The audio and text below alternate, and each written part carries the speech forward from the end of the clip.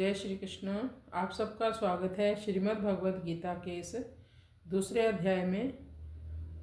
तो अभी हम अगले श्लोक का पाठ करते हैं। दूरेण हयवरम कर्म बुद्धि योगात् धनंजय बुद्धौ शरणम अन्विच्छ कृपणा फल हेतवः।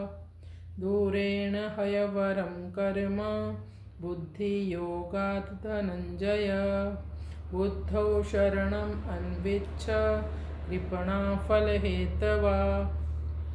भगवान ने पिछले श्लोक में बताया कि कर्मण्यवाधिकारस्ते मां फलेषु कदाचन।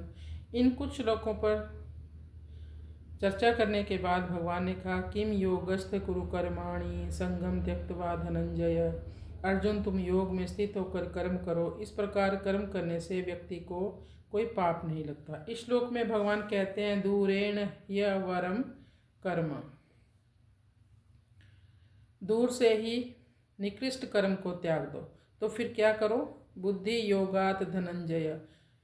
हे धनंजय, तुम बुद्धि योग यानी भक्ति योग का आश्रय लो, यानी जो भी कर्म करो भगवान को अर्पित करके करो। जिस युद्ध को तुम पाप कर्म समझ रहे हो, इस विचार को त्याग कर मेरी प्रसन्नता के लिए युद्ध करो।